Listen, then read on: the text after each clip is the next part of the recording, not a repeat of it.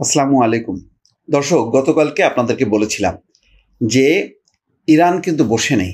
তারা এখন যেই একটা ব্রিদিং স্পেস পেয়েছে, অর্থাৎ 12 দিন টানা ইসরায়েল এবং আমেরিকার হামলার পর এখন যে যুদ্ধবিরতি চলছে, এই সময় ইরান প্রস্তুতি নিচ্ছে। কারণ ইরান জানে যে ইসরায়েল আবার মরণ কামড় দেবে এবং আমেরিকা সেই ব্যাপারে পুরো সমর্থন জানাবে। যতক্ষণ না পর্যন্ত ইরান নিঃশেষ না হয়, ততক্ষণ পর্যন্ত তারা আঘাত হানার একটা পণ করেছে বা পরিকল্পনা করেছে। এটা মোটামুটি ইরান পরিষ্কার।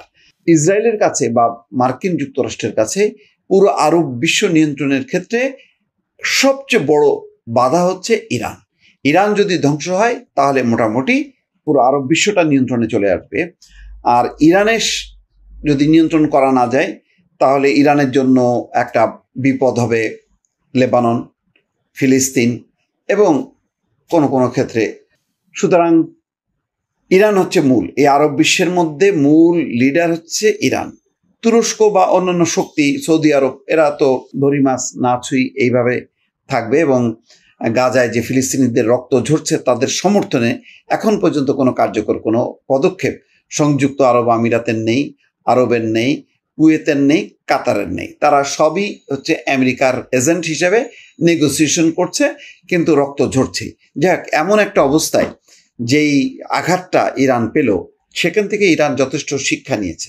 আর তার ধারাবাহিকতায় ইরান থেকে তারা আফগান যত শরণার্থী ছিল সবাইকে বের করে দিয়েছে। একেবারেই তারা একটা যুদ্ধ প্রস্তুতি নিচ্ছে যে ইরান কেবল ইরানিদের, এখন তারা মোকাবেলা করবে ইসরায়েলকে।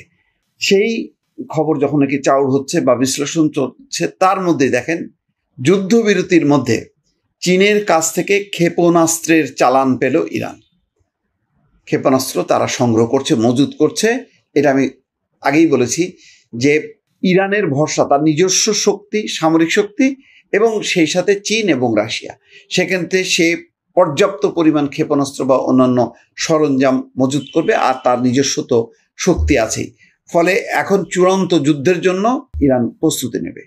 খবরে বলা হচ্ছে চীনের কাছ থেকে ভূমি থেকে আকাশে উৎক্ষেপণযোগ্য ক্ষেপণাস্ত্র ব্যবস্থা হাতে পেয়েছে ইরান।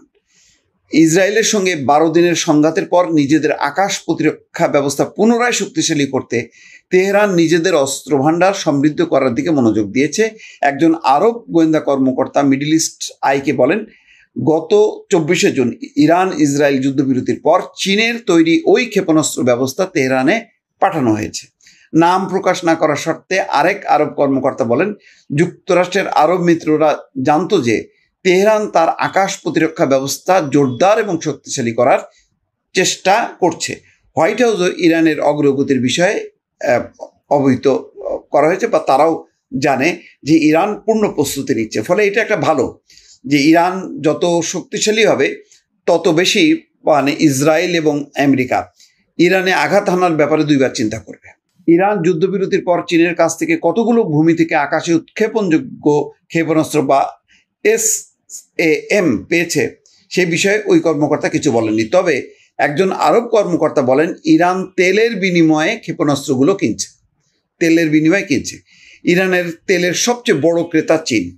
মার্কিন জ্বালানি তথ্য সংস্থার মে মাসে প্রকাশিত ওই প্রতিবেদন অনুযায়ী ইরানের প্রায় 90% অপরিশোধিত তেল ও কনডেনসেট চীনে রপ্তানি হয়। কনডেনসেট হলো প্রাকৃতিক গ্যাস উত্তোলনের সময় সংগৃহীত হালকা তরল জ্বালানি। যুক্তরাষ্ট্র নিষেধাজ্ঞা সত্ত্বেও গত কয়েক বছর ধরে চীন ইরানের কাছ থেকে রেকর্ড পরিমাণ জ্বালানি আমদানি করে আসছে। আমদানি করা তেলের উৎস গোপন রাখতে চীন মালয়েশিয়ার মতো দেশগুলোকে ট্রান্সশিপমেন্ট কেন্দ্র হিসেবে ব্যবহার করেছে। যাই হোক, এখন ইরানের উপর যতই নিষেধাজ্ঞা দিক না কেন, এটা চীন বা রাশিয়া মানবে না। তারা সেই তেলগুলো কিনছে এবং এখন এই তেল বিক্রির অর্থ দিয়ে ইরান তার সমরাস্ত্র, যত রকম যুদ্ধের প্রস্তুতির যত সরঞ্জাম আছে সবগুলোই কিন্তু সংগ্রহ করছে। এইটা একটা নতুন আরও বড় যুদ্ধের একটা বড় প্রস্তুতি বা তাদের নিরাপত্তা। ইরান তার নিজের অস্তিত্ব ধরে রাখার জন্য এখন সর্বশক্তি নিয়োগ করেছে। এটাই হচ্ছে খবর। দর্শক, ভালো থাকবেন। আল্লাহ হাফেজ।